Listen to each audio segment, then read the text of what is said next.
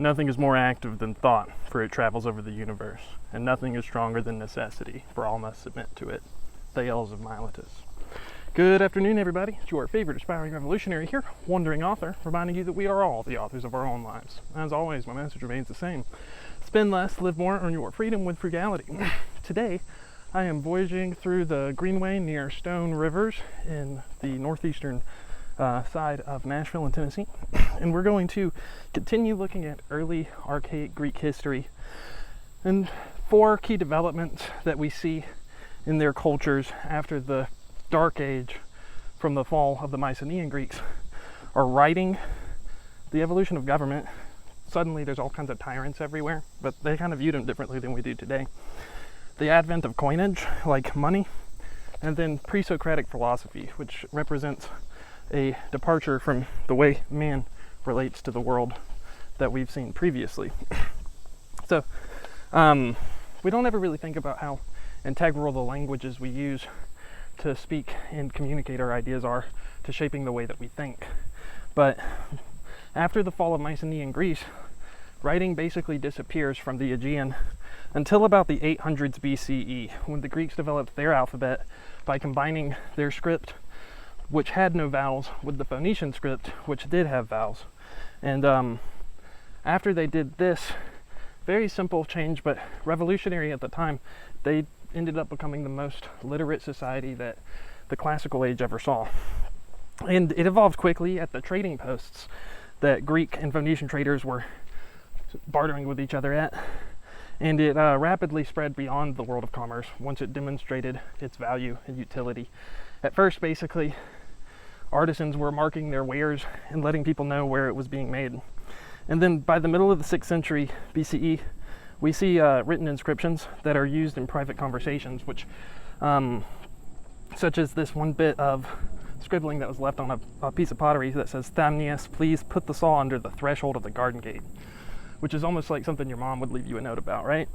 So at this point, writing is no longer confined to like a small elite like it was in Egypt whenever the pharaoh's priests kind of developed hieroglyphics, and it would go on to influence lawmaking, like Lycurgus in Sparta, who's one of the first people to write a comprehensive law code in ancient Greece.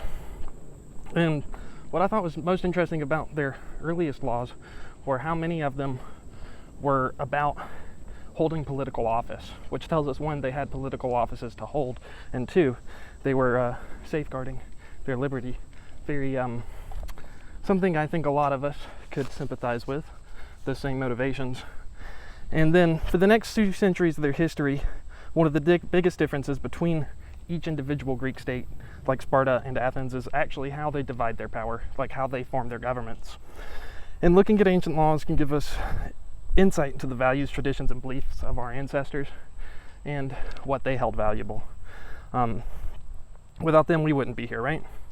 And then in Chios, a 6th century proclamation read, "Let them appeal to the council of the people, consisting of 50 men from a tribe." So they were dividing their governments up amongst the people. Very modern, right? They delegated with the assemblies of the people, and they organized themselves into tribes so they could cast votes. On the other hand, oligarchs and aristocrats are still going to be a problem for the archaic Greeks for at least a few centuries, where basically powerful merchants will become tyrants in places like Athens, or there'll be military tyrants like with Peristratus, who eventually does a coup in Athens as well.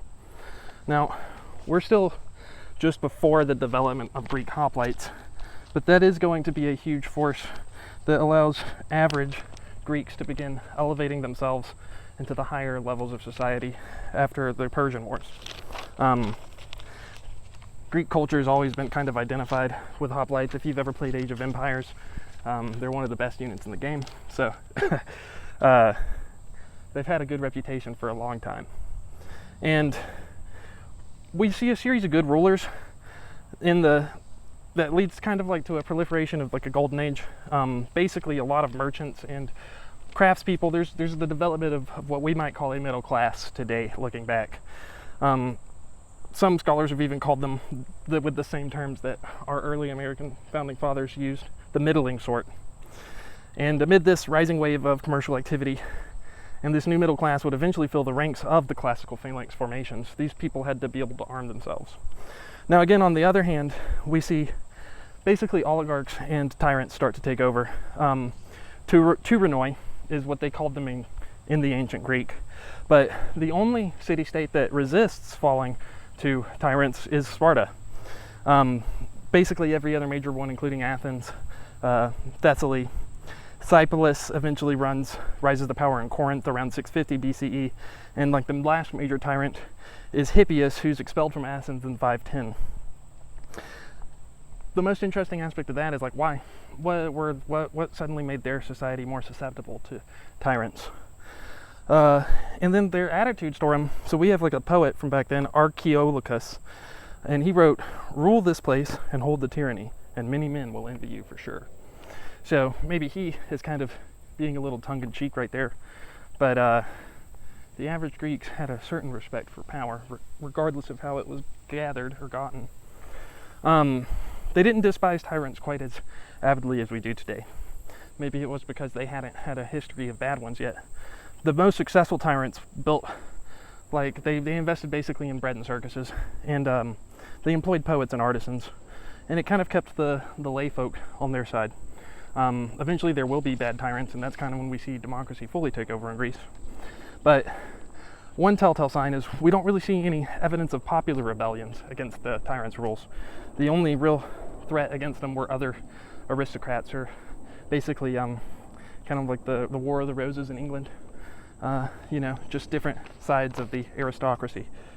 Another major development was coinage, which first appears in Lydia around 600 CE. And this is another thing we take for granted. Think about how hard it would be to hire somebody, to work for somebody, to do anything that we do today in our consumer society without money. This greatly facilitated the development of their trading networks, which also fed into the development of language. The impact of our first coinage systems is widespread and far-reaching, to say the least. Iranoi, or friendship groups, Iranoi in the ancient Greek, emerged at this time, offering low-interest loans to people who didn't have the funds for commercial enterprises. So they had venture capitalists back then, guys. Over 100 cities had mints by the end of the Archaic age, which requires a surprising amount of sophistication. Think about it. You need the tech to mint the coins. You also need all the people to agree to use the coins. And then you've got to be able to be organized enough to actually distribute the coins once you've made them.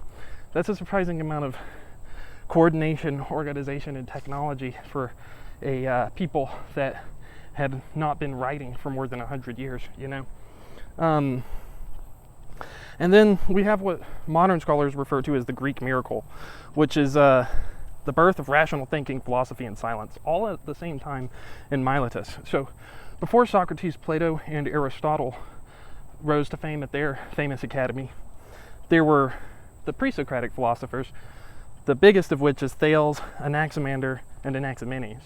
Now, Aristotle himself will go on to call Thales of Miletus the father of all philosophy. And we have a few scraps of his writing from the age, but we mostly know about him because of what other philosophers like Aristotle and Plato had to say about them, which is basically just nothing but reverence. They all had great respect for the dude. And the biggest difference is the pre-Socratic philosophers started to ask how the world worked, and they believed that humans could actually understand like the rational principles behind it, instead of just describing everything to like these unknowable deities and gods, right? And this created a new framework where the world was an orderly place, and one that man could start to understand. And it's hard to overstate the impact that this has had on Western culture in particular, and the heirs of these intellectual titans of the time will be men like Socrates, Plato, and Aristotle. Now, Anaximander's biggest contribution and biggest idea was that the world was an interplay of opposites. Heraclitus would later say, in around the 500s BCE, everything is a compensation for fire, and fire is a compensation for everything, as goods are for money, and money for goods. So they're relating the way that the world naturally works to money, which tells us that that kind of concept has been around since the dawn of our civilization.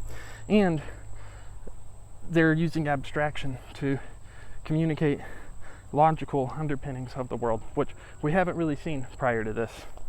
Finally, a lot of what we know from back then isn't actually from like papyrus or books or anything. It's actually from writing that's been left on ceramics. If you've ever watched the movie Hercules, then you're familiar with the artists, or like the dancing figures that are on the vases that they have at the Colosseum. And it was cheap enough for the average people to afford, which is another huge development and shows a surprising level of sophistication and prowess. Now, that's really all I've got for you guys today. Next time we will turn our attention to the birthplace of democracy, which is early Athens. And I've got a few takeaways that the things that stood out the most to me. Tomorrow we're going to talk about Thales of Miletus because he's a topic of his own. But the things that stood out the most to me today was how each of these developments fed into each other. So the development of coinage led to more trade, and then people trading more frequently led to the development of writing, which spurred the development of philosophy. All of these things happened all of a sudden. There was just a shift in the way humans worked, lived, and interacted with the world, and the concepts and even thought about stuff. Of course, people cared more about personal circumstances than democracy. That's why they didn't fight back against these tyrants. If their personal situations got better, when it didn't matter to them how the world was being run. And then, of course, the revolution in thought that the Pre-Socratic philosophers have. It's impossible to overstate how influential they've been on us and everything that we hold dear today. But that's really all I've got for you guys. As always, this is your favorite aspiring revolutionary coming at you from Stone Rivers in the northeastern portrait of Nashville, reminding you that we're all the authors of our own lives. As always, spend less, live more, earn your freedom with frugality. What are you guys doing in order to inspire, uplift, and empower your community today? Because this world isn't changing unless we all do our part. You can count on me to do mine daily. Till next time, I love y'all.